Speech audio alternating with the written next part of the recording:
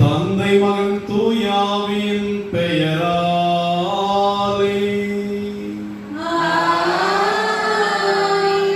நம் ஆண்டவராகிய இயேசு கிறிஸ்துவின் அருளும் கடவுளின் அன்பும் தூயாவின் தோழமையும் உங்கள் அனைவரோடும் இருப்பதாக.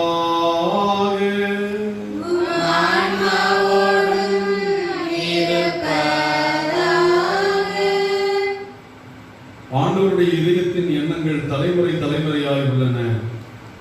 அதனால் அவர்களது உயிரை சாவிலிருந்து விடுவித்து அவர்களுக்கு பஞ்சத்திலும் உணவளிக்கிறார் கடவுள். தேவனுக்கு பிரியமான ஞான பிள்ளைகளே, இன்று ஆண்டவர் இயேசுவின் திரு இருதய திருநாளை நாம் கொண்டாடுகிறோம். இந்த திரு இருதய பெருவிழா இயேசுவின் இதய ஆழத்தின் அன்பை நமக்கு வெளிப்படுத்துகிறது. கடவுள் நம்மை எவ்வளவு அன்பு செய்கிறார், கடவுள் நம்மை எந்த அளவிற்கு ஆற்றுப்படுத்துகிறார், நம்மை காக்கிற தெய்வமாக இருக்கிறார் என்பதை நாம் உணராது போய்விட்டோம். ஆக கடவுள் இவ்வுலகிலே நம்மை அன்பு செய்கிற எல்லாரையும் விட, நம்மை அன்பு செய்கிற நம் பெற்றோர்களை விட, நம் குடும்ப உறுப்பினர்களை விட நம்மை அதிகமாக அன்பு செய்யக்கூடிய ஒரு இதயம் இருக்கிறது. அதுதான் இயேசுவின் திரு இருதயம். The heart that loves us most is the most sacred heart of Jesus. And the heart that loved the sacred heart most is the immaculate heart of Mary. நம்மை அதிகமாக அன்பு செய்கிற இதயம் இயேசுவின் திரு இருதயம். எல்லாரையும் விட அதிகமாக அன்பு செய்கிற இதயம் இயேசுவின் திரு இருதயம். அந்த இதயத்தை அதிகமான அளவிலே அன்பு செய்த இதயம் இயேசுவின் மாசற்ற திரு இருதயம். ஆக இயேசுவின் திரு இருதயத்தை அன்பு செய்த அன்னை மரியாளுடைய மாசற்ற இதயத்தின் திருநாளை நாளை கொண்டாடுகிறோம். திருச்சபை இந்த விழாக்களை ஒரு நாளை அடுத்த நாளாக கொண்டாடுவதற்கு காரணம், அன்னை மரியாளுடைய மாசற்ற திரு இதயத்தை போல நம்முடைய இதயமும் இறைவனை தேடுவதாக, இறைவனுடைய மகிமையை புகழ்வதாக, இறைவனுடைய இதயத்தை எப்பொழுதும் நாடுவதாக, அவருடைய இதய இயக்கத்தை நிறைவேற்ற துடிப்பதாக இருக்க வேண்டும் என்பதற்காகத்தான். ஆகவே இயேசுவின் திரு இருதய திருநாளை கொண்டாடுகிற போது இங்க இருக்கிற நம் எத்தனை பேருடைய இல்லங்களிலே இயேசுவின் திரு இதயத்தையும் அன்னை மரியாளுடைய மாசற்ற இதயத்தையும் அரங்கேற்றி இருக்கிறோம். We call that the enthronement of the sacred heart and the immaculate heart of Mary. இயேசுவின் திரு இதயமும் அன்னை மரியாளுடைய மாசற்ற இதயமும் அரங்கேற்றப்படாத குடும்பங்களிலே அவர்கள் தனிமையில் தவிக்கிறவர்களாக இருக்கிறார்கள். இந்த இயேசுவின் இதயத்திடமும் மரியாளுடைய இதயத்திடமும் ஒப்பு கொடுக்கப்பட்டவர்கள் பாதுகாப்பை பெறுகிறார்கள். அவர்கள் பயணத்திலே பாதுகாப்பாக இருப்பார்கள். இவ்வளவு வாழ்வில் மட்டுமல்ல, அவர்கள் மரணத்தின் போதும் எல்லாவித அருட்சாதனங்களையும் பெற்று அவர்கள் விபத்தில் இறக்காத வண்ணம், ஆண்டவருடைய அருள் இல்லாத இறப்பை பெறாத வண்ணம் இயேசுவின் திருஹிருதயம் காக்கும். இப்படி இயேசுவின் திருஹிருதயம் அன்னை அவருடைய அந்த பேரன்பை மார்க்ரீத் மரியாம்மாளுக்கு காட்டியிருக்கிறார்கள். ஆகவே அன்புக்குரிய பிள்ளைகளை, இந்த ஜூன் மாதத்திலே இயேசுவின் திருஹிருதய அரங்கேற்றத்தை செய்வோம். குருக்களை அழைத்து நம் இல்லங்களிலே இயேசுவின் திருஹிருதய அரங்கேற்றத்தை நடத்துவோம். ஏற்கனவே திருஹிருதய மாசற்ற அன்னை மரியாளுடைய இதயத்தை அரங்கேற்றியவர்கள் அந்த ஜெபத்திற்கு, அதற்காக திருச்சபை வகுத்து கொடுத்திருக்கிற ஜெபத்தை சொல்லி நம்மையும் நம் குடும்பங்களையும் ஒப்பு கொடுப்போம். இயேசுவின் திருஹிருதயத்திற்கும் அன்னை மரியாளுடைய மாசற்ற இதயத்திற்கும் நம்மையும் நம் குடும்பங்களையும் ஒப்பு கொடுத்து பாதுகாப்போடு வாழ்வோம். இந்த திருப்பலியிலே அசோக், வனிதா இவர்களுடைய கருத்துக்களும் இயேசுவின் திருஹிருதயம் வழியாக பெற்ற நன்மைகளுக்கு நன்றியும், அவர்கள் பிள்ளைகளுக்கு நல்ல படிப்பும் எதிர்காலம் கிடைக்கவும் ஜெபிக்கிறார்கள். மேலும் ஜேம் பாஸ்டின் கருத்துப்படி அவருக்கு பாதுகாப்பு கிடைக்கவும், குடும்பத்திற்கு ஆசீர்வாதமும் அமைதியும் கிடைக்க வேண்டும் என்று ஜெபிக்கிறார்கள். உபகாரம் ஒவ்வொரு மாதமும் அவர் 500 ரூபாய் வங்கியில நேரடியாக செலுத்தி திருப்பலியை நிறைவேற்றிக் கொண்டிருக்கிறார். அவருடைய சூசையப்பர் மீதான பரிந்துரை இயேசுவின் திருஹிருதய அன்பை வெளிப்படுவதற்காக ஜெபிப்போம். திருவாளர் பால்ராஜ் மற்றும் மார்க்ரேட் இவர்களுடைய குடும்ப கருத்துக்களுக்காக சூசையப்பருடையாக இயேசுவின் திருஹிருதயம் ஜெபிப்போம். மேலும் நம்முடைய திருத்தல பக்தர்கள், பயணிகள் தொடர்ந்து 19ஆம் நாளிலே கலந்து கொண்டு ஜெபித்தவர்கள், இந்த கொரோனாவில் கலந்து கொள்ள முடியாமல் வீடுகளில் இந்த திருப்பலியை பார்க்கிற எல்லா குடும்பங்களையும் இயேசுவின் திருஹிருதயத்திற்கு சூசையப்பருடையாக ஒப்பு கொடுத்து அந்த இதய அன்பையும் ஆற்றலையும் பெற்று வாழ இந்த திருப்பலியில் ஒருக்கமாக விடுவோம். திருப்பலி தகுந்த முறையில் ஒப்பு கொடுக்க தடையாக இருக்கிற நாம் குற்றம் குறைகளுக்காக மனமருந்தி மன்னிப்பு கேட்போம்.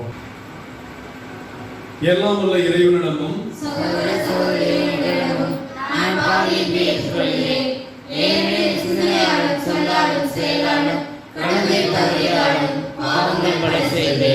என் பாவமே என் பாவமே என் பெரும் பாவமே, ஆகையால் இப்பொழுதும் கன்னியான பரிசுத்த மரியாதை வானதூத புனிதர்களையும் சகோதர சகோதரிகளையும் நம் தேவனாகிய ஆண்டவரையும் எனக்காக வேண்டிக் கொள்ள மன்றாடுகிறேன். எல்லாம் உள்ள இறைவன் நம் மீது இரக்கம் வைத்து நம் பாவங்களை எல்லாம் மன்னித்து நம்மை முடிவில்லாத வாழ்வுக்கு அழைத்து செல்வாராக. ஆண்டவரே இரக்கமாயிரும், ஆண்டவரே இரக்கமாயிரும், கிறிஸ்துவே இரக்கமாயிரும், கிறிஸ்துவே இரக்கமாயிரும், ஆண்டவரே இரக்கமாயிரும், ஆண்டவரே இரக்கமாயிரும். ஜெபிப்போமாக. எல்லாம் வல்ல இறைவா, அன்பார்ந்த உம் திருமகனின் இதயத்தை எண்ணி பெருமை கொள்ளும் திருஹிருதய ஆண்டவருக்கு பிரியமான கனவின் புனித சூசையப்பவர்களுடைய பக்தர்கள் நிறைவேற்றும் இத்திருப்பலியை கண்ணோக்கியருளும். தம் அன்பினால் அவர் எங்களுக்கு புரிந்து வருகிற வியத்தக நன்மைகளை நினைவு கூறும் மக்களாய் இயேசுவின் திருஹிருதயத்துக்கு பிரமாணிக்கமும் அதற்குரிய மரியாதையும் வணக்கமும் செலுத்தும் மக்களாய் கடவுளுடைய காரியங்களை அவசங்கை செய்யாமல் கண்டுகொள்ளாமல் வாழும் அருள் நிலையை பெற்று வாழ எங்களுக்கு அருள் வீராக. உம்மோடு பரிசுத்த ஆவியின் ஐக்கியத்தில் இறைவனாய் என்றென்றும் வாழ்ந்து ஆட்சி செய்கிற ஆண்டவரும் திருமகனுமாகிய இயேசு கிறிஸ்து வழியாக உம்மை மன்றாடுகிறோம்.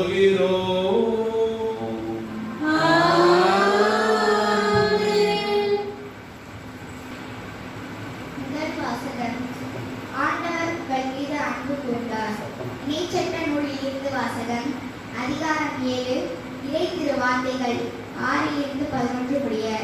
உங்கள் ஆண்டவராகிய உங்கள் கடவுளாகிய ஆண்டவரின் தூய மக்களிடம் நீங்கள். மண்ணிலுள்ள எல்லா மக்களினங்களும் உங்களையே தம் சொந்த மக்களாக கடவுளாகிய ஆண்டவர் தேர்ந்து கொண்டார். எல்லா மக்களிலும் நீங்கள் திறனானவர்கள் என்பதற்காக ஆண்டவர் உங்கள் மீது அன்பு கொண்டு உங்களை தேர்ந்து கொள்ளவில்லை. உண்மையில் எல்லா மக்களிலும் நீங்கள் சொற்பமானவர்களே.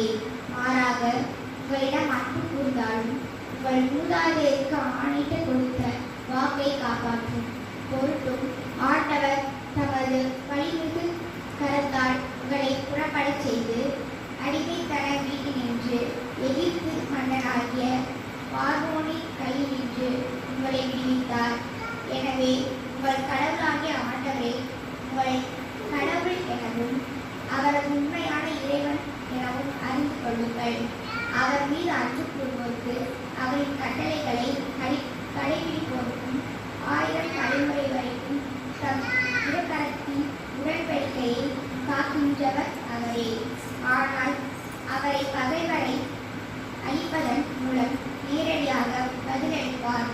அவர் வெறுப்பவரை நேரடியாக தண்டிப்பதற்கு காலம் தாழ்த்த மாட்டார். எனவே நீங்கள் கடைபிடிக்கும்படி நான் உங்களுக்கு இன்றும் இட்ட கட்டளைகளையும் நியமங்களையும் முறைகளையும் நிறைவேற்றுங்கள். இது ஆண்டவர் வழங்கும் அருள்வாக்கு. தேவாவுக்கு நன்றி. நிலையில்லா உறவு, நிஜமில்லா உறவு, நிலையானதொன்றும் இங்கில்லை. நேற்றும் இன்றும் என்றும் மாறாத தெய்வம், நீ மட்டும் போதும் எப்போதும். நீ மட்டும் போதும், நீ மட்டும் போதும், நீ மட்டும் போதும் எப்போதும்.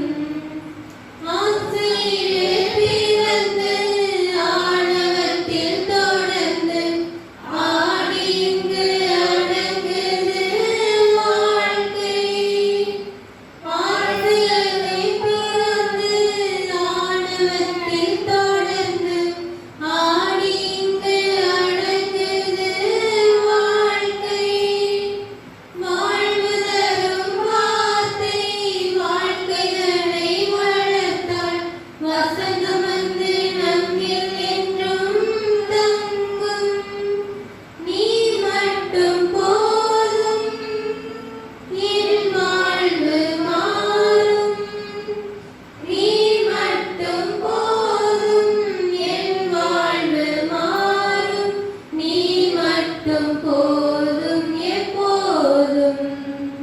நிலையில்லா உறவு, நிஜமில்லா உறவு, நிலையானதொன்றும் இங்கில்லை. நேற்றும் இன்றும் என்றும் மாறாத தெய்வம், நீ மட்டும் போதும் எப்போதும். நீ மட்டும் போதும், நீ மட்டும் போதும், நீ மட்டும் போதும் எப்போதும். இரண்டாம் வாசகம். கடவுள் அன்பாயிருக்கிறார். திருத்தூதர் யோவான் எழுதிய முதல் திருமுகத்திலிருந்து வாசகம். அதிகாரம் 4. இறைவனின் உயிருள்ள வார்த்தைகள் 7 முதல் 16 இறுதியாக.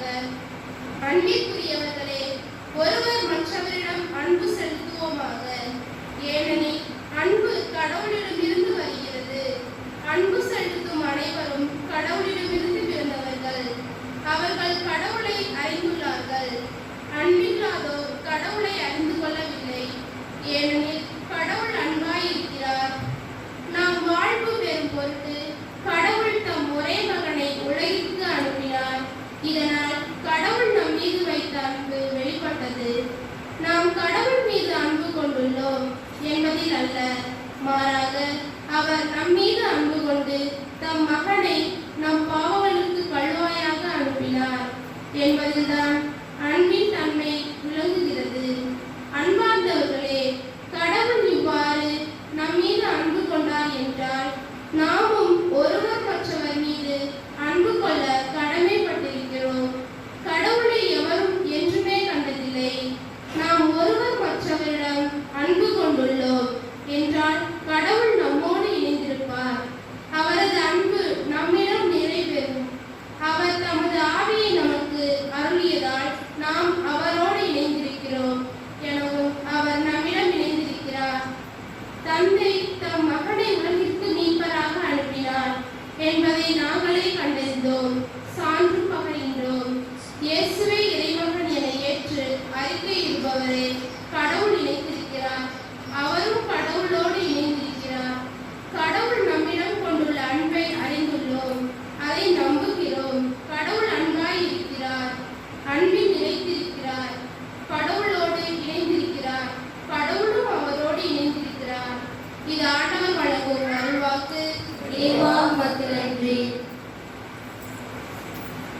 அல்லேலூயா அல்லேலூயா அல்லேலூயா அல்லேலூயா அல்லேலூயா அல்லேலூயா அல்லேலூயா அல்லேலூயா. நான் கனிவும் மனத்தாழ்மையும் உடையவன், ஆகவே என் நுகத்தை உங்கள் மேல் ஏற்றுக்கொண்டு என்னிடமிருந்து கற்றுக்கொள்ளுங்கள் என்கிறார் ஆண்டவர். அல்லேலூயா அல்லேலூயா அல்லேலூயா அல்லேலூயா அல்லேலூயா. ஆண்டவர்களோடு இருப்பாராக.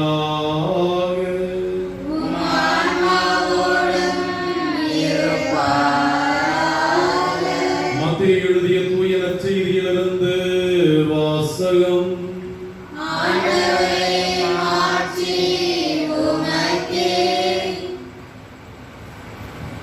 அக்காலத்தில் இயேசு மக்கள் கூட்டத்தின் முன்பாக, தந்தையே, விண்ணுக்கும் மண்ணுக்கும் ஆண்டவரே, உம்மை போற்றுகின்றோம். ஏனெனில் ஞானிகளுக்கும் அறிஞர்களுக்கும் இவற்றை மறைத்து குழந்தைகளுக்கு வெளிப்படுத்தினேன். ஆம் தந்தையே, இதுவே உமது திருவுளம். என் தந்தை எல்லாவற்றையும் என்னிடத்தில் ஒப்படைத்திருக்கிறார். தந்தையை தவிர வேறு எவரும் மகனை அறியார். மகனும் அவர் யாருக்கு வெளிப்படுத்த வேண்டும் என விரும்புகிறாரோ அவரும் அன்றி வேறு எவரும் தந்தையை அறியார் என்று கூறினார். மேலும் அவர், பெரும் சுமை சுமந்து சோர்ந்திருக்கிறவர்களே, எல்லோரும் என்னிடம் வாருங்கள், நான் உங்களுக்கு இளைப்பாறுதல் தருவேன். நான் கனிவும் மனத்தாட்சியும் உடையவன். ஆகவே என் நுகத்தை உங்கள் மேல் ஏற்றுக்கொண்டு என்னிடம் கற்றுக்கொள்ளுங்கள். அப்பொழுது உங்கள் உள்ளத்திற்கு இளைப்பாறுதல் கிடைக்கும். ஆம், என் நுகம் அழுத்தாது, என் சுமை எளிதாய் உள்ளது என்றார்.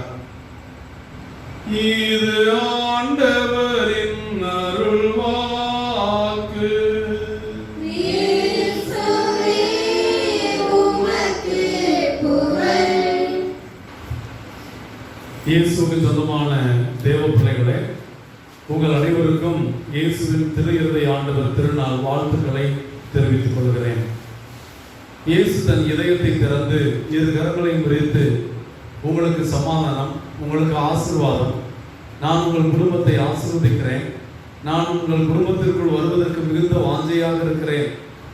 அன்று சக்கையுடைய இல்லத்திற்கு சென்ற ஆண்டவர் இன்று இந்த வீட்டிற்கு மீட்பு உண்டாயிற்று என்று சொன்னது போல இருதய ஆண்டவர் உங்கள் வீட்டிற்கு மீட்பு உண்டாயிற்று என்று சொல்லுவாரானால், அவர் நமக்கு ஆசீர்வாதத்தை தருவதாக வாக்களிப்பாரானால் நாம் எவ்வளவு சந்தோஷம் அடைவோமோ. ஆண்டவர், நான் குடும்பங்களை ஆசீர்வதிப்பேன், அந்த குடும்பத்தில் உள்ள எல்லாரையும் என் இதயத்தின் ஆசீரால் நிரப்புவேன் என்றெல்லாம் புனித மார்கரெட் மரியம்மாளுக்கு வாக்களித்து இருக்கிறார். அவர் புனித மார்கரெட் மரியம்மாளுக்கு 17ஆவது நூற்றாண்டிலே காட்சி கொடுத்த போது கொடுத்த முக்கியமான வாக்குறுதிகள். அந்த வாக்குறுதிகளை நாம் அடைவதற்கு என்ன செய்ய வேண்டும்? முதலிலே எல்லா கத்தோலிக்க குடும்பங்களும் இயேசுவின் திரு இதயத்தையும் அன்னை மரியாளுடைய மாசற்ற இதயத்தையும் அரங்கேற்ற வேண்டும். அது சொந்த வீடாக இருந்தாலும் வாடகை வீடாக இருந்தாலும் நாம் வசிக்கும் இல்லத்திலே the enthronement of the Sacred Heart of Jesus and the Immaculate Heart of Mary must be done. இதை நீங்கள் செய்ய வேண்டும் என்று ஏக்கத்தோடு இருக்கிறேன் என்று இருதய ஆண்டவர் மார்கரெட் மரியம்மாளுக்கு சொல்லியிருக்கிறார். இரண்டாவது, அந்த இயேசுவினுடைய இதயம் நம்முடைய கண்டுகொள்ளாமையினாலும் நாம் செய்த புனித பொருட்களின் மீதான அவசங்கையினாலும் காயப்பட்டு இருக்கிறது. அதற்கு நம்முடைய ஜெபத்தாலும் நம்முடைய உறுத்தல்களாலும் பரிகாரம் தேட வேண்டும். We must do things of prayer and penance and charities in order to reparate, in order to do the reparation for the pain caused to the heart of Jesus. மூன்றாவது, இப்படி நீங்கள் இந்த இரண்டையும் செய்து, மூன்றாவது மிக முக்கியமானது, வருடத்தில் முதல் 9 வெள்ளிக்கிழமைகளை நீங்கள் இருதய ஆண்டவரிடம் உருக்கமாக ஜெபித்து நல்ல பாவ சங்கீர்த்தனம் செய்து திருப்பலி கண்டு நல்ல நற்கருணை உண்டால் அந்த குடும்பங்களை நான் பேரன்போடும் மிகுதியான அன்போடும் ஆசீர்வதிப்பேன் என்கிறார். இப்படி சொன்னதிலிருந்துதான் இருதய ஆண்டவருடைய ஆலயங்கள் எல்லாம் முதல் வெள்ளிக்கிழமைகளிலே கூட்டங்கள் கூடி வழிவதை பார்க்கிறோம்.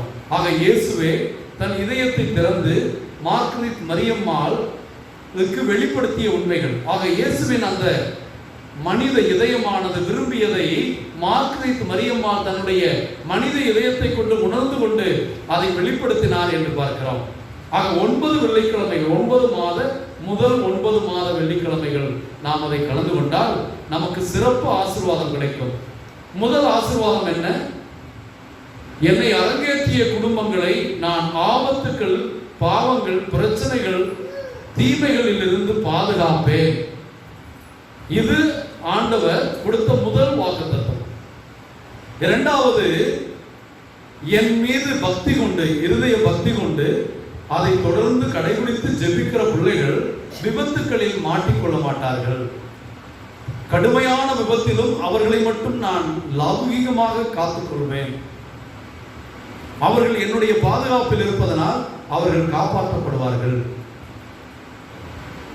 அவர்களுக்கு திடீரென்று அகால மரணங்கள் அடைந்து ஒவ்வொரு அருட்சாதனம் இல்லாமலோ அல்லது பாவ பரிகாரம் தேடாமலோ அவர்கள் நரகத்திற்கு போக நான் விடமாட்டேன் என்று சொல்கிறார். மூன்றாவது, இயேசுவின் திருஹிருதய பக்தியில் இருக்கிற குடும்பங்கள், அரங்கேற்றிய குடும்பங்களுக்குள் அமைதியும் மகிழ்ச்சியும் இருக்கும் என்று வாக்களிக்கிறார். இப்படி 14 வாக்குத்தத்தங்களை மார்கரெட் மரியம்மாளுக்கு கொடுத்து சென்றிருக்கிறார். அந்த வாக்குத்தத்தங்களை நிறைவேற்ற, அந்த பக்தியிலே நாம் நிலைத்திருக்க, இந்த ஜூன் மாதம் அல்ல, எப்பொழுதாவது ஒரு நேரத்தில் நாம் நம் இல்லங்களிலே, குறிப்பாக ஜூன் மாதம் திருஹிருதய ஆண்டவருக்கு ஒப்புக் கொடுக்கப்பட்ட மாதம் என்பதனால் இந்த மாதங்களிலே நாம் திருஹிருதய ஆண்டவரை அரங்கேற்றுவது வழக்கம். அதை கொரோனா காலத்தில் செய்ய முடியாவிட்டாலும் பின்பு குடும்பங்கள் உங்கள் பங்கு தந்தையர்களை அழைத்து உங்களுக்கான நேரத்திலே அந்த நாளில் நீங்கள் உபவாசம் இருந்து நீங்கள் ஜெபித்து இயேசுவை உங்கள் இல்லங்களுக்குள் வரவேற்று அவருடைய இதயமும் அன்னை மரியாளுடைய மாசத்த இதயமும் உங்கள் குடும்பங்களில் அரங்கேற்றப்படுவதையும், அந்த இதயங்களுக்கு உங்களையும் உங்கள் குடும்பத்து பிள்ளைகளையும் நீங்கள் அர்ப்பணிப்பு செய்வதையும், consecrating the family and the family members to the twin hearts of our love என்பதை நாம் செய்ய திருச்சபை நம்மை அழைக்கிறது. அன்பு என்பது நமக்கு தெரியும். இந்த உலகத்தை பொறுத்தவரையில் அன்பு என்றால் மிகவும் நெருக்கமான விதத்தில் இருக்கிற அன்பு கணவன் மனைவி அன்பு. ஆனால் அந்த அன்பு கூட நீ என்னை அன்பு செய்தால் நான் உன்னை அன்பு செய்வேன், எல்லாவற்றையும் ஒரு கட்டளையோடு ஒரு கண்டிஷனோடு அன்பு செய்வதாகவே இருக்கிறது. கணவன் சரியில்லை, அதனால் நான் அன்பு செய்வதில்லை. அவன் குடிக்கிறான், அவன் இஷ்டம் போல் வாழ்கிறான், குடும்பத்தை கணப்பதில்லை, நான் மட்டும் ஏன் அன்பு செய்ய வேண்டும்? அதுபோல மனைவி என்னை மதிப்பதில்லை, எனக்கு ஒத்துழைப்பு கொடுப்பதில்லை, நான் ஏன் அவளை அன்பு செய்ய வேண்டும்?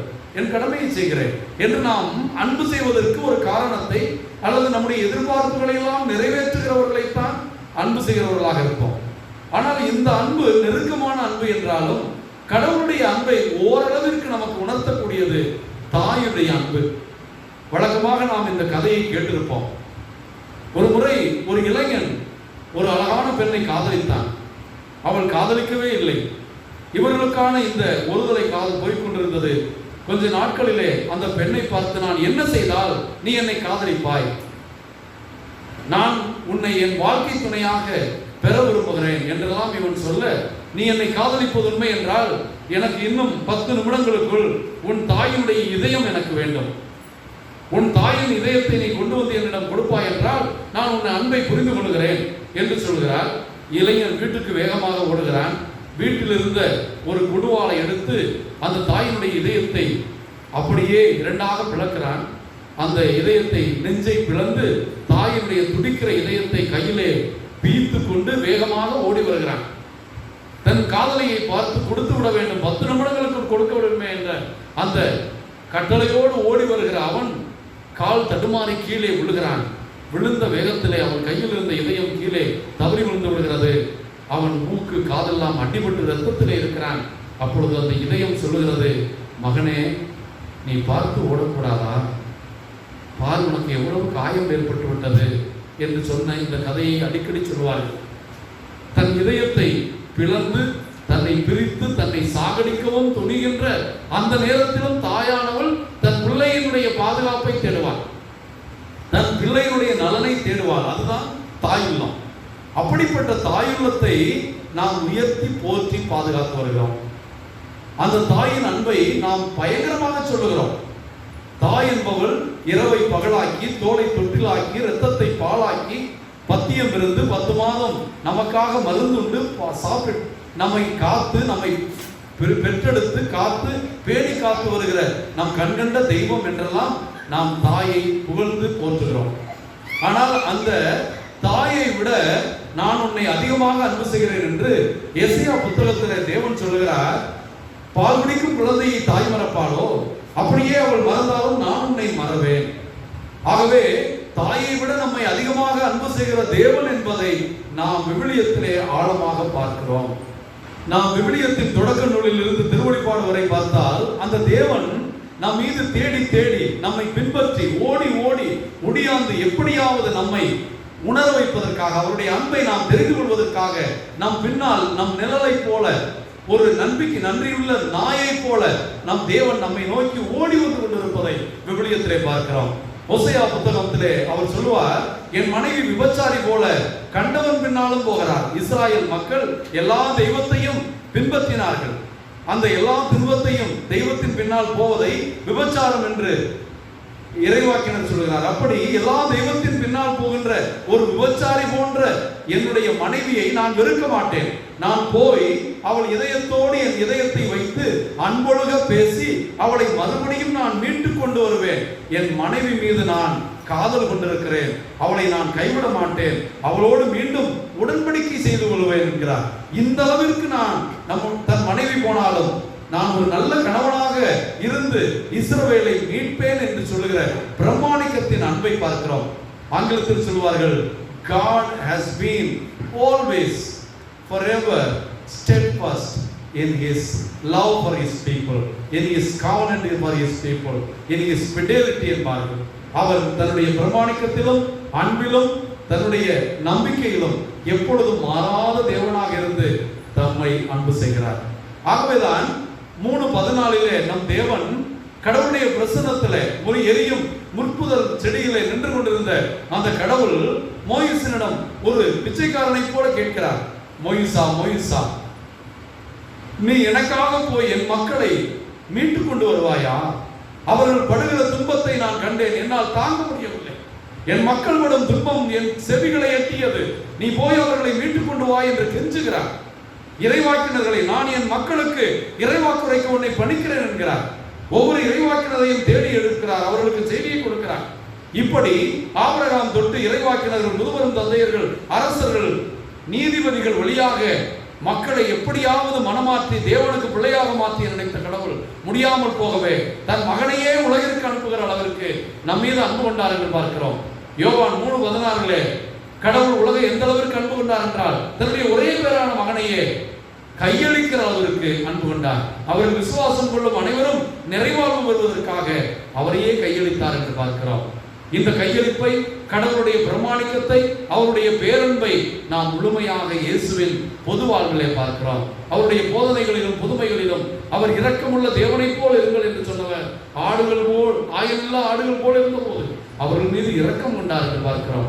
அன்பான தேவ பிள்ளைகளே, இயேசுவின் திருஇருதய திருநாளிலே கடவுளுடைய அன்பின் ஆழத்தை, கடவுளுடைய அன்பினுடைய வித்தியாசத்தை, மனிதன் அன்பு செய்கிறவர்களை அன்பு செய்வான், உதவி செய்கிறவர்களுக்கு உதவி செய்வான், மன்னிக்கிறவர்களை மன்னிப்பான், மனிதநேயத்தோடு இருக்கிறவர்களிடம் மனிதநேயமாக இருப்பான், தீமை செய்கிறவர்களை வெறுப்பான், உதவி செய்யாதவர்களை ஒதுக்கி விடுவான், மதிக்காதவர்களை விலக்கி விடுவான். இதுதான் மனித அன்பு. இதற்கு முற்றிலும் மாறுபட்டது தேவனுடைய அன்பு. நம்மை அன்பு செய்கிறவர் தொடர்ந்து அன்பு செய்ய விரும்பினார். நம்மை அன்பு செய்கிறவர் நாம் அவருக்கு எதிராக இருந்த போதும், பாவம் செய்த போதும், புனித பவுலடியார் சொல்வது போல கடவுள் நம்மை பாவிகளாக இருந்த போது அன்பு செய்ததுதான் அவருடைய மேலான அன்பின் தன்மை விளங்குகிறது என்பார். ஆக பாவத்தில் இருந்த நம்மை, பாவிகளாக இருந்த நம்மை, பாவிகளான நமக்காக தன்னையே அவர் பலியாக்கினார் என்று பார்க்கிறோம். அன்புக்குரிய தேவ பிள்ளைகளை, சிலுவையில் தொங்குகின்ற அந்த நேரத்திலும் அதை புல்டன்ஸின் சொல்வார், எக்ஸ்க்ரூசியேட்டிங் பெயின், தாங்க முடியாத கொடுமையான உயிர் போகின்ற அந்த நேரத்தில் பட்ட துன்பத்திலும் இவர்கள் அறியாமல் செய்கிறார்கள், இவர்களை மன்னியும் தந்தையே என்று மற்றவர்களை நினைக்கின்ற இதயமாக இருந்தது. சுயநலமும் சுய லாபமும் தன்னை பற்றிய தம்பட்டமும் தன்னை பற்றி மட்டுமல்லாமல் வேறு யாரை பற்றியும் கவலைப்படாத மனித நேயங்களாக, மனித நேயமற்ற மனிதர்களாக, கடவுள் அன்பற்றவர்களாக, அடுத்தவர்களை பற்றி அக்கறையற்றவர்களாக, அடுத்தவர்களை பற்றி எதுவும் பேச துணிகிறவர்களாக வாழுகின்ற இந்த உலகில உண்மையான அன்பின் அடையாளமாக இயேசுவின் இதயம் இருக்கிறது. அந்த இயேசுவின் இதயத்தை உண்மையான அன்போடு தன்னலம் நாடாத அன்பு செய்த ஒரே இதயம் அன்னை மரியாளுடைய மாசற்ற இதயம். ஆக அந்த அன்னை மரியாளுடைய மாசற்ற இதயத்தை போல கடவுளை அன்பு செய்தோம் என்றால் அன்னையை போல நாம் அருள்மிக்கவர்களாக, பேறு பெற்றவர்களாக ஆசீர்வதிக்கப்படுவோம். ஆகவே நம்முடைய சுயநலங்களை, நம்முடைய தன்னலங்களை, தன்னை பற்றி நினைப்பதை மட்டும், எனக்கு, என் பிள்ளை, என் குடும்பம், இதற்கு என்னுடைய தேவைகள் என்று இருக்கிற சுயநல வட்டங்களை விட்டு வெளியே வந்து இயேசுவின் மக்கள் என்றால் எல்லாருக்குமான மக்களாக, திருச்சபை அன்பு செய்யும் மக்களாக, நான் எப்படி 4 பேருக்கு உதவி செய்து என் வாழ்க்கையை சந்தனமாக மணக்க செய்யலாம், மெழுகுதிரியாக ஒளி கொடுக்க செய்யலாம், இப்படியெல்லாம் தேடி அன்பு செய்கிற இயேசு ஆண்டவருடைய இதயத்தின் இயக்கம் நமக்குள்ளும் வந்தால் இந்த பூமி மன்னகம் விண்ணகமாக மாறும். அதற்காக ஜெபிப்போம்.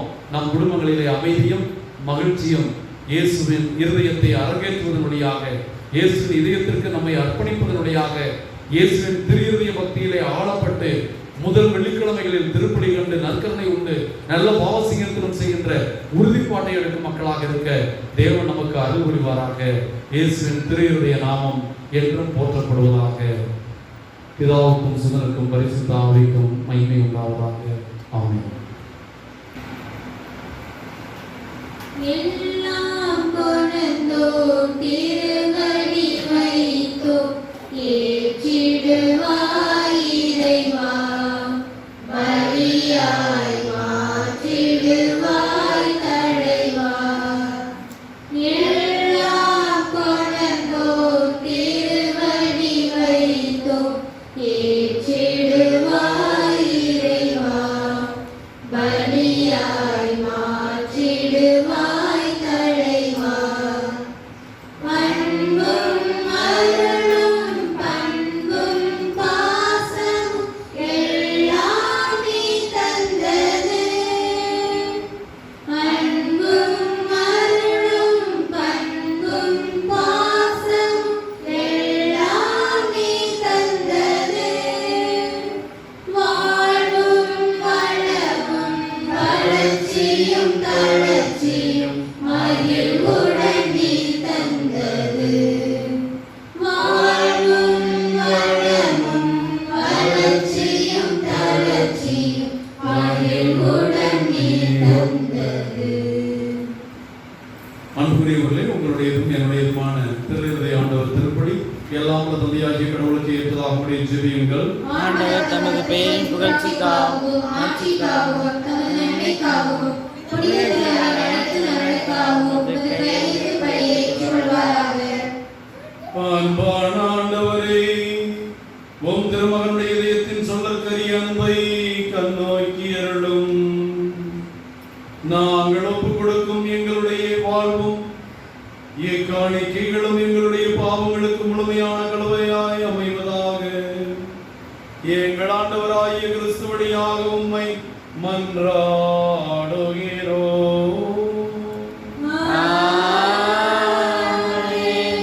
ஆண்டவர் உங்களோடு இருப்பாராக. உம்மானோடும் இருப்பாராக. இதயங்களை ஆண்டவரிடம் எழுப்புங்கள். ஆண்டவரிடம் எழுப்பியுள்ளோம். நம் தேவனாகிய ஆண்டவருக்கு நன்றி கூறுவோம். அது தகுதியும் நீதியும் ஆனது. ஆண்டவரே, தூயவரான தந்தையே, என்றும் எல்லாம் வல்ல இறைவா, எங்கள் ஆண்டவராகிய கிறிஸ்து வழியாக என்னாலும் இவ்விடத்திலும் நாங்கள் உமக்கு நன்றி செலுத்துவது மெய்யாகவே தகுதியும் நீதியுமாகும், எங்கள் கடமையும் மீட்புக்குரிய செயலுமாகும். சிலுவையில் உயர்த்தப்பட்ட கிறிஸ்து வியப்புக்குரிய அன்பினால் தம்மையே எமக்காக கையளித்தார்.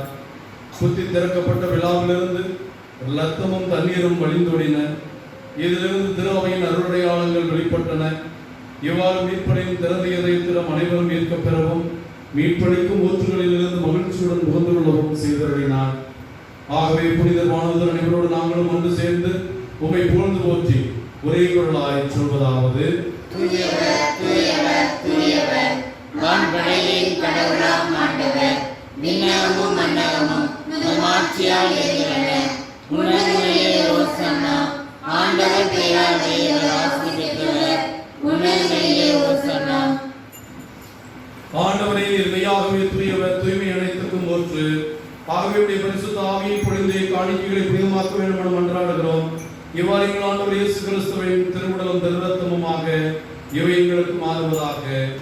அவர் பாடுபட மனமுந்து நம்மை கையளித்த போது வணக்கத்துக்குரிய திருக்கரங்களால் அப்பத்தை எடுத்து தந்தையாகிய கடவுளுக்கு நன்றி செலுத்தி தம் சீடர்களுக்கு அளித்து அவர் கூறியதாவது: அனைவரும் இதிலிருந்து பெற்று உண்ணுங்கள், ஏனெனில் இது உங்களுக்காக கையளிக்கப்படும் என் உடல்.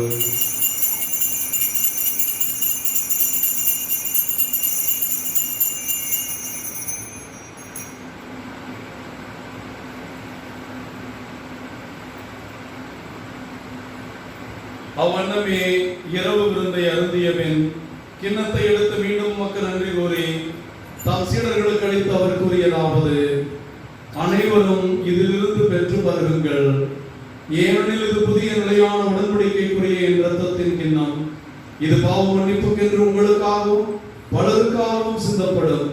இதை என் நினைவாக செய்யுங்கள்.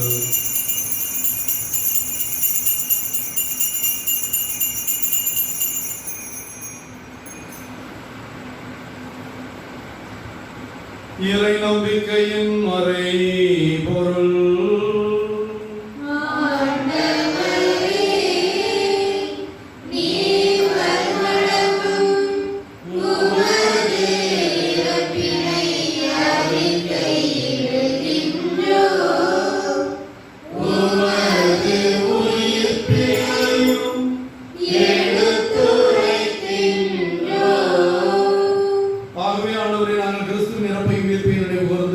வாழ்வதற்கும் அப்பத்தையும் மீட்பளிக்கும் கிண்ணத்தையும் ஒப்புக் கொடுக்கிறோம்.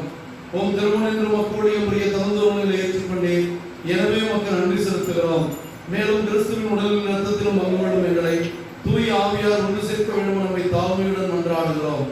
உலகமெல்லாம் பிறந்து கிடக்கிறோம் திருச்சபைக்காக ஜெபிக்கிறோம். எங்கள் திருத்தந்தை பிரான்சிஸ், எங்கள் ஆயர் தேவதாஸ் அம்ப்ரோஸ், எல்லா திருநிலையினரையும் இயேசுவின் திருஹிருதயத்தை நோக்கி ஜெபிக்கிறோம். பிள்ளைகள் இந்த கொரோனாவிலே பாதிக்கப்பட்டிருக்கிற எல்லா பிள்ளைகளுக்காகவும் மன்றாடுகிறோம். எங்கள் அனைவரையும் அன்பின் நிறைவை அடைய செய்திருந்தோம்.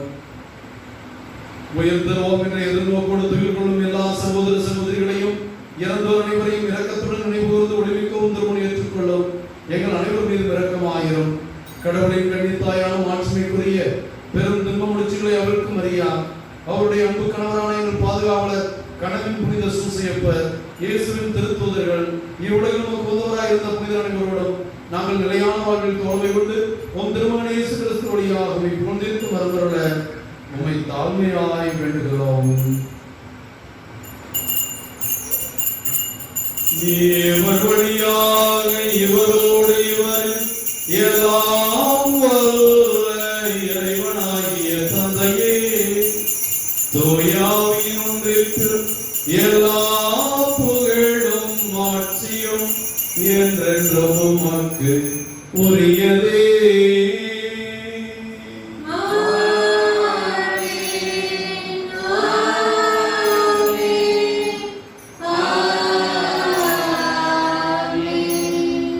ஆண்டவருக்கு பிரியமான தேவ பிள்ளைகளை, கனவின் புனித சூசையப்பருடைய பக்தர்கள் அனைவரும் இன்று இங்கு திருப்பலி ஒப்புக் கொடுக்க வேண்டும் என்று ஒவ்வொரு மாதமும் ஒப்புக் கொடுத்துக் கொண்டிருக்கிற குடும்பங்களுக்காகவும், நாம் பங்கின் குடும்பங்களுக்காகவும், கொரோனாவில் பாதிக்கப்பட்ட பிள்ளைகள் ஒவ்வொருவருக்காகவும் விரைவில் திரு ஆண்டவருடைய இரக்கம் அன்பும் நம்மீது இறங்கி வரவும், இந்த உலகம் முழு விடுதலை பெற்று கடவுளுடைய ஆசிரியரோடு தன்னுடைய வாழ்வை மகிழ்ந்து ஒற்றுமையோடு தொடங்கவும் வேண்டிய அருளுக்காக கரம் விரித்து ஜெபிப்போம்.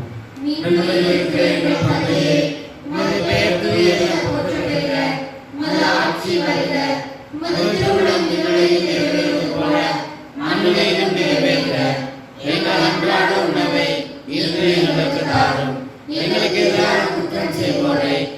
நாங்கள் மன்னிப்பது போல எங்கள் குற்றங்களை மன்னியும். எங்களை சோதனைக்கு உட்படுத்தாதேயும், தீமையிலிருந்து எங்களை விடுவித்தருளும். ஆண்டவரே, குற்றங்கள், தீமைகள், நோய்கள், பேய்கள், அங்ககார சக்திகள் எல்லாவற்றிலிருந்தும் எங்களுக்கு விடுதலை அளித்து எங்களுக்கும் எங்கள் குடும்பங்களுக்கும் அமைதியை கொடையாக வழங்குவீராக. உமது இரக்கத்தினால் பாவத்திலிருந்து விடுதலை பெற்று எந்த பயமும் இல்லாமல் நலமாயிருப்போமாக. நாங்கள் நம்பியிருக்கும் பேரன்பு வாழ்வையும் எங்கள் ஆண்டவர் இயேசுவின் இரண்டாம் வருகையும் மகிழ்ச்சியோடு எதிர்பார்த்திருக்கின்றோம். ஆண்டவராகிய இயேசு கிறிஸ்துவே, அமைதியை உங்களுக்கு விட்டுச் செல்கிறேன், என் அமைதியை உங்களுக்கு அளிக்கிறேன் என்று அப்போஸ்தலர்களுக்கு மொழிந்தீரே. எங்கள் குற்றங்கள், குறைகள், பாவங்களை பாராமல் உமது அன்பு பிள்ளைகளுடைய ஆழமான விசுவாசத்தை கண்ணோக்கி எங்களுக்கும் எங்கள் குடும்பங்களுக்கும் உலக மக்களுக்கும் ஒற்றுமையும் அமைதியும் அளித்தருளத்துடன் கொள்வீராக. என்றும் வாழ்ந்து ஆட்சி செய்கின்றவர் நீரே. ஆண்டவர் இயேசு கிறிஸ்துவின் அமைதி உங்கள் அனைவரோடும் இருப்பதாக.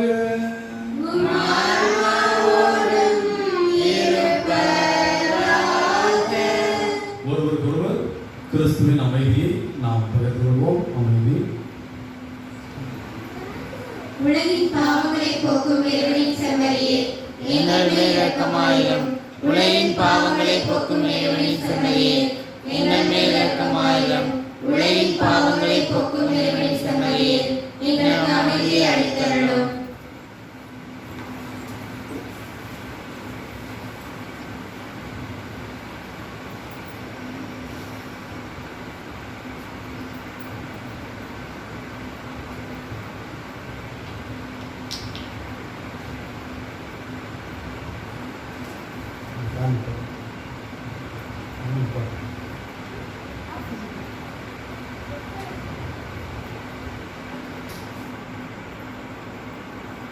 இதோ இறைவனின் செம்மறி, இதோ உலகின் பாவங்களை போக்குகிற நம் ஆண்டவர். இவருடைய திருவிருந்திற்கு அழைக்கப்பட்ட நாம் அனைவரும் பேர் பெற்றோம்.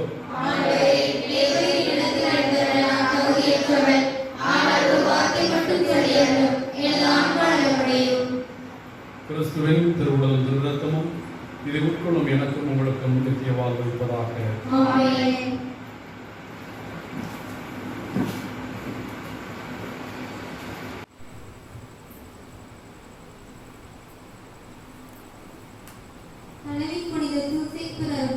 புதிய ஆலயத்திற்கான ஜெபம். வானக தந்தையே, அறிவலம் கனவில் புனித சூசையப்பர் பங்கின் மீதும் அருட்தலத்தின் இறைமக்கள் மீதும் பொழிந்து வரும் உமது கிருபைக்காகவும் ஆசீர்வாதத்திற்காகவும் நன்றி கூறுகின்றோம்.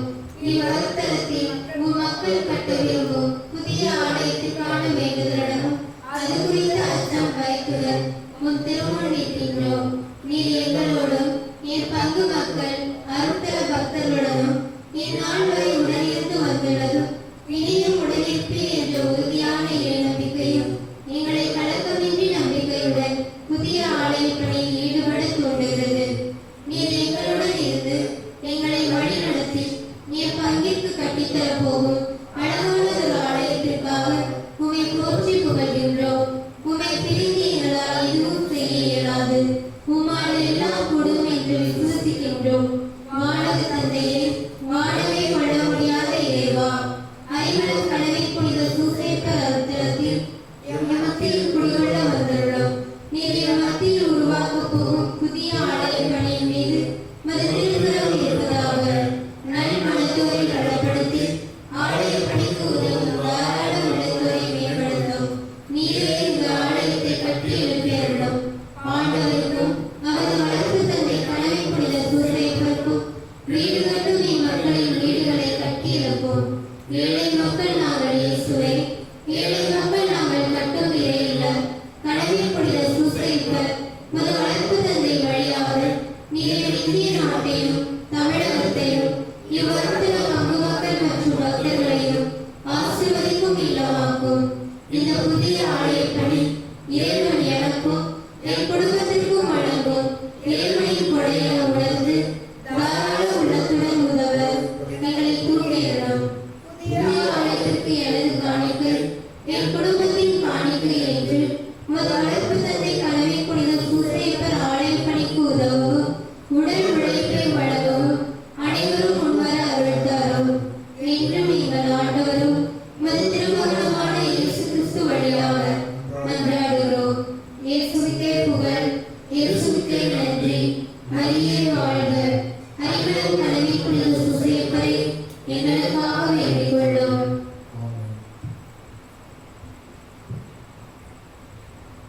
நன்றி கூறி மன்றாடுவோமாக.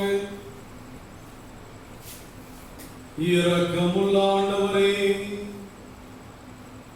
கணவன் புனித சூசையப்பருடைய நவநாளில் பேரின்பம் கொள்ளும் இத்திருப்பலியை காணும் குடும்பங்களை ஆசிர்வதியும். இப்பீடத்தின் திருமணவால் நிறைவு செய்துள்ளீர். ஆன்மீக விதத்திலே நற்கருணை விருந்தில் நிறைவு பெற்றுள்ள மக்கள் இவர்கள் முடிவில்லாத உமது துணையை என்றும் பெற்று மகிழ்வார்களாக. நீர் வாழும் இல்லமாக மக்கள் கட்டுகின்ற இந்த இறை இல்லம் கனவின் புனித சூசையப்பர் ஆலயத்தின் புதிய ஆலய பணிக்கு இத்திருப்பலியை காணும் மக்களுடைய மனங்களை தூண்டி எழுப்பி தாராளமாக உதவும். இந்த கஷ்டமான சூழலிலும் கடவுளுக்குரிய பணியை தாங்கி பிடிக்கின்ற மனநிலையை பெறவும், இதனால் உம்முடைய அருள்படைகள் எங்களில் நிலைத்திருக்கவும் அருள்வீராக. எங்கள் ஆண்டவராகிய கிறிஸ்து வழியாக உம்மை மன்றாடுகிறோம்.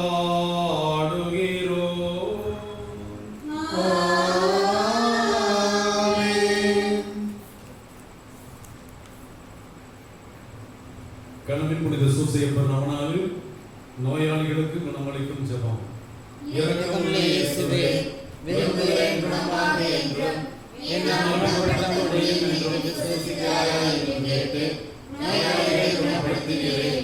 இறந்த லாசரை கூட கல்லறையிலிருந்து 4ஆம் நாள் உயிருடன் எழுந்தவர செய்கிறேன்.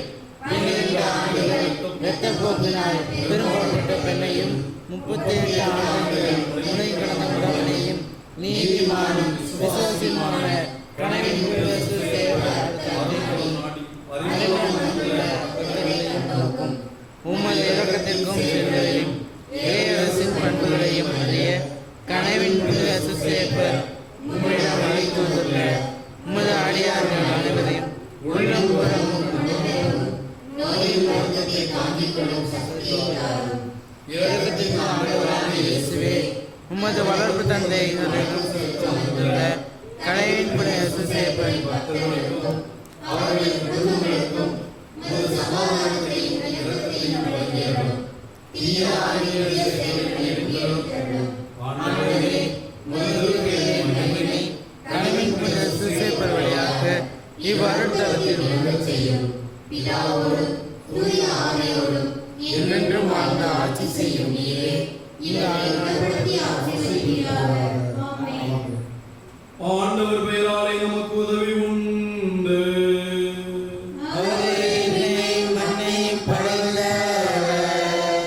ஆண்டவர் உங்களோடு இருப்பாராக.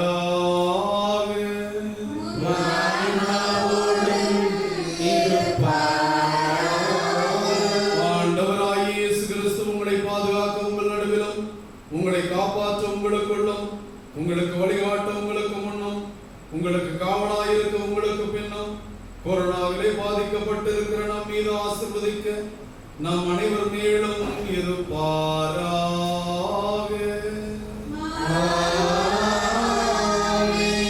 எல்லாம் வல்ல இறைவன் பிதா, சுதன், பரிசுத்த ஆவி உங்களையும் உங்கள் குடும்பங்களையும், குறிப்பாக கொரோனா தொற்றிலே பாதிக்கப்பட்டிருக்கிற திருவள்ளூர், செங்கல்பட்டு, காஞ்சிபுரம், சென்னை மாவட்டங்களைச் சேர்ந்த மக்களையும், தமிழகத்தையும், இந்தியாவையும், உலக மக்களையும் கனவின் புனித சூசையப்பர் வழியாக நாம் ஆசீர்வதிக்கப்படுவோம் என்ற நம்பிக்கையில் வாழ சென்று வாழுங்கள். திருப்பலி நிறைவேறிற்று. இறைவனுக்கு நன்றி. அன்பான தேவ பிள்ளைகளே, கனவின் புனித சூசையப்பருடைய நவநாள் இந்த 19ஆம் தேதியும் நடக்காது என்று அறிகிறோம். ஆகவே உங்கள் இல்லங்களிலேயே அன்றைய நவநாளையும் திருப்பலியும் கண்டு புனிதருடன் இணைந்திருங்கள், திருத்தலத்தோடு இணைந்திருங்கள். இந்த நேரத்திலே உங்களை துன்பமான வேளையில் துன்பங்களை நாம் பகிர்ந்து கொள்ள வேண்டியது எல்லாருடைய கடமை. ஆகவே இயன்றவர்கள், முடிந்தவர்கள் உங்களால் இயன்றதை நம்முடைய திருத்தல கட்டுமான பணிக்கு கொடுங்கள். 4 மாதமாக நாம் தொடங்கிய பணி கடந்த 2 மாதமாக நின்று இருக்கிறது. பணச்சுமை நம்மிடம் இருக்கிறது. ஆகவே உங்கள் கஷ்டம் புரிகிறது. கஷ்டப்படுகிறவர்கள் நீங்கள் கட்டாயமாக இதை செய்துதான் பலன் பெற வேண்டும் என்றல்ல. முடிந்தவர்கள் என்னிடம் ஒரு சில தொலைபேசியிலே நாங்கள் புதிய ஆலயத்திற்கு எப்படி பணம் அனுப்புவது, நாங்கள் எங்களுடைய காணிக்கை அனுப்ப வேண்டும் என்றெல்லாம் கேட்டீர்கள். ஆகவே இந்த திருப்பலியினுடைய ஊடாகவே நம்முடைய திருத்தலத்திற்காக புதிய ஆலய பணிக்காக தொடங்கப்பட்டிருக்கிற வங்கி கணக்கையும் நம்முடைய மறைமாவட்ட ஆயர் புதிய ஆலயங்களுக்காக வைத்திருக்கிற கணக்கையும் உங்களுக்கு அனுப்புகிறோம். உங்களால் இயன்ற போது அனுப்பி இந்த ஆலய பணியை தாங்கும்படி கனவி புனித சூசியப்பருடைய நாமத்திலே ஆண்டவருடைய ஆசீர்வோடு அன்போடு கேட்டுக்கொள்கிறேன். இந்த நாள் உங்களுக்கு இனிய நாளாக இருக்க ஜெபிக்கிறோம். நன்றி.